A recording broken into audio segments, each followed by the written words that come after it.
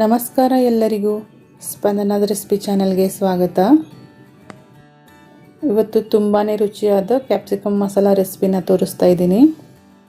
ಇದನ್ನು ನೀವು ಅನ್ನದ ಜೊತೆ, ಚಪಾತಿ ಜೊತೆ, ರೊಟ್ಟಿ ಜೊತೆ ಎಲ್ಲ ಜೊತೆನೂ ತಿನ್ಬೋದು.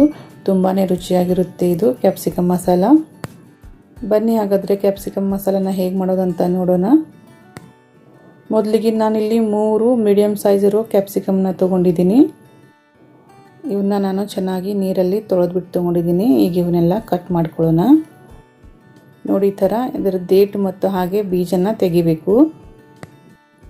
ಮತ್ತು ಹೀಗೆ ತೆಳುವಾಗಿ ಉದ್ದುದಕ್ಕೆ ಕಟ್ ಮಾಡ್ಕೋಬೇಕು.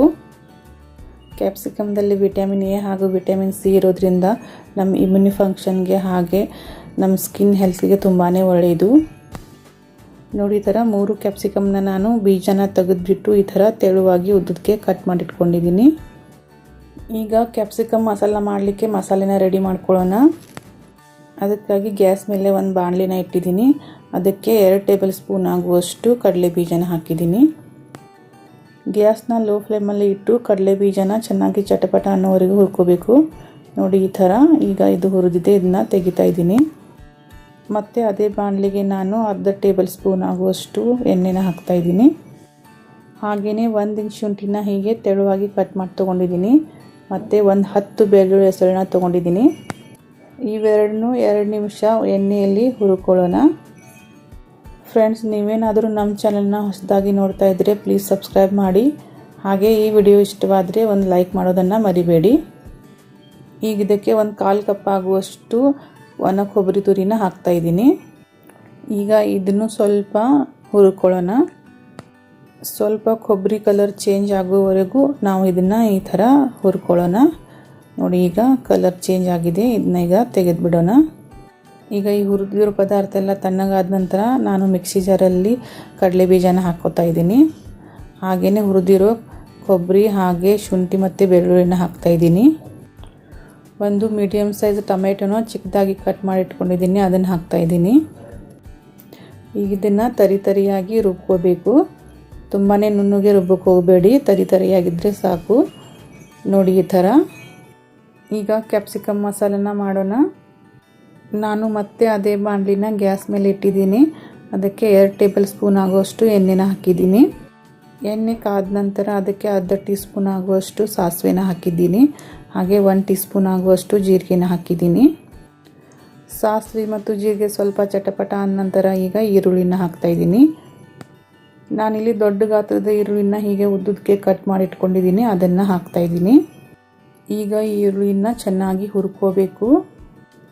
ಈರುಳ್ಳಿ ಕಲರ್ ಚೇಂಜ್ ಆಗಿ ಸ್ವಲ್ಪ ಬ್ರೌನ್ ಆಗಬೇಕು, ಅಲ್ಲಿವರೆಗೂ ಇದನ್ನು ಚೆನ್ನಾಗಿ ಹುರ್ಕೋಬೇಕು.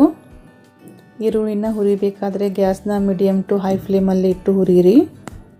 ಹೀಗೆ ಮಾಡೋದ್ರಿಂದ ಈರುಳ್ಳಿ ಬೇಗ ಹುರಿದ್ಬಿಡುತ್ತೆ. ನೀವು ಲೋ ಫ್ಲೇಮಲ್ಲಿ ಇಟ್ಟು ಹುರಿದ್ರೆ ಅದು ತುಂಬಾ ಸಮಯ ತಗೊಳುತ್ತೆ. ನೋಡಿ, ಈರುಳ್ಳಿ ಚೆನ್ನಾಗಿ ಫ್ರೈ ಆಗಿದೆ. ಈಗ ನಾನು ಅದಕ್ಕೆ ರುಬ್ಬಿಟ್ಕೊಂಡಿರೋ ಮಸಾಲೆನ ಹಾಕ್ತಾಯಿದ್ದೀನಿ. ಮಸಾಲೆನ ಒಂದು 2 ನಿಮಿಷ ಎಣ್ಣೆಯಲ್ಲಿ ಹೀಗೆ ಚೆನ್ನಾಗಿ ಫ್ರೈ ಮಾಡ್ಕೊಳ್ಳೋಣ. ಶುಂಠಿ ಮತ್ತು ಬೆಳ್ಳುಳ್ಳಿ ಹಸಿ ವಾಸನೆ ಸ್ವಲ್ಪ ಹೋಗಬೇಕು, ಅಲ್ಲಿವರೆಗೂ ಇದನ್ನು ಒಂದು 2 ನಿಮಿಷ ಚೆನ್ನಾಗಿ ಎಣ್ಣೆಯಲ್ಲಿ ಫ್ರೈ ಮಾಡ್ಕೋಬೇಕು. ಈಗ ಇದಕ್ಕೆ ಒಂದು ಅರ್ಧ ಟೀ ಸ್ಪೂನ್ ಆಗುವಷ್ಟು ಅರಿಶಿನ ಪುಡಿನ ಹಾಕ್ತಾಯಿದ್ದೀನಿ. ಮತ್ತು ಒಂದು 2 ಟೇಬಲ್ ಸ್ಪೂನ್ ಆಗುವಷ್ಟು ಅಚ್ಚ ಪುಡಿನ ಹಾಕ್ತಾಯಿದ್ದೀನಿ. ಮತ್ತು 1 ಟೇಬಲ್ ಸ್ಪೂನ್ ಆಗುವಷ್ಟು ಧನಿಯಾ ಪುಡಿನ ಹಾಕ್ತಾಯಿದ್ದೀನಿ. ಮತ್ತು ಅರ್ಧ ಟೇಬಲ್ ಸ್ಪೂನ್ ಆಗುವಷ್ಟು ಕಸೂರಿ ಮೇಥಿನ ಹಾಕ್ತಾಯಿದ್ದೀನಿ. ಈಗ ಎಲ್ಲ ಮಸಾಲೆನ ಹಾಕಿದ ನಂತರ ಇದನ್ನು ಒಮ್ಮೆ ಚೆನ್ನಾಗಿ ಮಿಕ್ಸ್ ಮಾಡ್ಕೊಳ್ಳೋಣ. ಈಗ ಇದಕ್ಕೆ 1 ಕಪ್ ಆಗುವಷ್ಟು ನೀರನ್ನು ಹಾಕ್ತಾಯಿದ್ದೀನಿ. ಇಲ್ಲಿ ನೀರನ್ನು ನಿಮಗೆ ಎಷ್ಟು ಬೇಕೋ ನೋಡ್ಕೊಂಡು ಹಾಕ್ಕೊಳ್ಳಿ. ಅಂದರೆ ನಿಮಗೆ ಸ್ವಲ್ಪ ತೆಳುವಾಗಬೇಕಂದ್ರೆ ಸ್ವಲ್ಪ ಜಾಸ್ತಿ ನೀರನ್ನು ಹಾಕ್ಕೊಳ್ಳಿ. ನನಗಿಲ್ಲಿ ಸ್ವಲ್ಪ ಥಿಕ್ಕಾಗಿಯೇ ಬೇಕು, ಹಾಗಾಗಿ ನಾನು ಜಾಸ್ತಿ ನೀರನ್ನು ಹಾಕಿಲ್ಲ. 1 ಕಪ್ ಆಗುವಷ್ಟೇ ನೀರನ್ನು ಹಾಕಿದ್ದೀನಿ. ಈಗ ನೀರು ಹಾಕಿದ ನಂತರ ಒಂದು ಸ್ವಲ್ಪ ಚೆನ್ನಾಗಿ ಇದನ್ನು ಬಾಡಿಸ್ಕೊಳ್ಳೋಣ. ಈಗ ಇದಕ್ಕೆ ರುಚಿಗೆ ತಕ್ಕಷ್ಟು ಉಪ್ಪನ್ನು ಹಾಕ್ತಾಯಿದ್ದೀನಿ. ಕ್ಯಾಪ್ಸಿಕಮ್ ಪಲ್ಯನ ಹೆಚ್ಚು ಜನ ತಿನ್ನೋಕ್ಕೆ ಇಷ್ಟಪಡಲ್ಲ. ಈ ಥರ ಮಾಡಿದರೆ ನೋಡಿ, ಯಾರಿಗಿಷ್ಟ ಇಲ್ಲನೋ ಅವರು ಕೂಡ ತಿಂತಾರೆ. ಅಷ್ಟು ರುಚಿಯಾಗಿರುತ್ತೆ ಇದು ಕ್ಯಾಪ್ಸಿಕಮ್ ಮಸಾಲ. ಈಗ ಉಪ್ಪು ಹಾಕಿದ ನಂತರ ಇದ್ರ ಮೇಲೆ ಪ್ಲೇಟ್ ಮುಚ್ಚಿ ಇದನ್ನು ಒಂದು 3 ಇಂದ 4 ನಿಮಿಷ ಚೆನ್ನಾಗಿ ಬೇಯಿಸ್ಕೊಳ್ಳೋಣ. ಅಷ್ಟರೊಳಗೆ ನಾವು ಕ್ಯಾಪ್ಸಿಕಮ್ನ ಹುರ್ಕೊಳ್ಳೋಣ. ಅದಕ್ಕಾಗಿ ನಾನಿಲ್ಲಿ ತವೆನ ಇಟ್ಟಿದ್ದೀನಿ. ತವೆ ಬಿಸಿಯಾಗಿದೆ, ಅದಕ್ಕೆ ಒಂದು ಸ್ವಲ್ಪ ಎಣ್ಣೆನ ಹಾಕಿದ್ದೀನಿ. ಈಗ ನಾವು ಕಟ್ ಮಾಡಿ ಇಟ್ಕೊಂಡಿರೋ ಕ್ಯಾಪ್ಸಿಕಮ್ನ ಹಾಕಿದ್ದೀನಿ ಅದ್ರ ಮೇಲೆ. ಕ್ಯಾಪ್ಸಿಕಮ್ನ ಒಂದು 2 ನಿಮಿಷ ಸ್ವಲ್ಪ ಸಾಫ್ಟ್ ಆಗುವವರೆಗೂ ಹುರ್ಕೊಳ್ಳೋಣ. ನೋಡಿ, ಈ ಥರ ಒಂದು 2 ನಿಮಿಷ ಹುರ್ಕೊಂಡ್ರೆ ಸಾಕು. ಈಗ ಇದನ್ನು ಒಂದು ಪ್ಲೇಟಲ್ಲಿ ತೆಗಿತಾ ಇದ್ದೀನಿ. ಹಾಗೆಯೇ ಈ ಕಡೆ ನಾವು ಬೇಯಿಸೋಕೆ ಇಟ್ಟಿದ್ವಲ್ಲ, ಅದು ಮಸಾಲ ಬೇಯ್ತಾ ಇದೆ. ಒಂದು 4 ನಿಮಿಷ ಆಯಿತು ನೋಡಿ, ಚೆನ್ನಾಗಿ ಕುದೀತಾ ಇದೆ. ಇದನ್ನ ಈಗೊಮ್ಮೆ ಚೆನ್ನಾಗಿ ಮಿಕ್ಸ್ ಮಾಡ್ಕೊಳ್ಳೋಣ.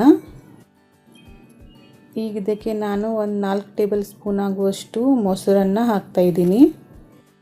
ಇಲ್ಲಿ ಹುಳಿಯಾಗಿರೋ ಮೊಸರನ್ನು ಹಾಕಕ್ಕೆ ಹೋಗಬಾರ್ದು, ಫ್ರೆಶ್ ಆಗಿರೋ ಮೊಸರನ್ನು ಹಾಕಿ. ಇಲ್ಲಾಂದರೆ ಕ್ಯಾಪ್ಸಿಕಮ್ ಮಸಾಲ ತುಂಬಾ ಹುಳಿಯಾಗುತ್ತೆ, ಯಾಕಂದರೆ ನಾವು ಟೊಮೆಟೊನೂ ಹಾಕಿದ್ದೀವಿ ಇದಕ್ಕೆ. ಇಲ್ಲಾಂದರೆ ನೀವು ಮೊಸರಿನ ಬದಲಿಗೆ ಫ್ರೆಶ್ ಕ್ರೀಮನ್ನು ಹಾಕೋಬಹುದು, ಅದು ತುಂಬಾ ಚೆನ್ನಾಗಿರುತ್ತೆ. ಹೀಗೆ ಮೊಸರು ಹಾಕಿದ ನಂತರ ಈಗೊಮ್ಮೆ ಚೆನ್ನಾಗಿ ಮಿಕ್ಸ್ ಮಾಡ್ಕೊಳ್ಳೋಣ. ಈಗ ಇದಕ್ಕೆ ನಾವು ಹುರಿದಿಟ್ಕೊಂಡಿರೋ ಕ್ಯಾಪ್ಸಿಕಮ್ನ ಹಾಕ್ತಾಯಿದ್ದೀನಿ. ಕ್ಯಾಪ್ಸಿಕಮ್ನ ಹಾಕಿ ಒಮ್ಮೆ ಚೆನ್ನಾಗಿ ಇದನ್ನು ಮಿಕ್ಸ್ ಮಾಡ್ಕೊಳ್ಳೋಣ. ಹೀಗೆ ಒಮ್ಮೆ ಚೆನ್ನಾಗಿ ಇದನ್ನು ಮಿಕ್ಸ್ ಮಾಡಿದ ನಂತರ ಮೇಲೆ ಪ್ಲೇಟ್ ಮುಚ್ಚಿ ಒಂದು 4 ರಿಂದ 5 ನಿಮಿಷ ಲೋ ಫ್ಲೇಮಲ್ಲಿ ಇದನ್ನು ಬೇಯಿಸ್ಕೊಳ್ಳೋಣ.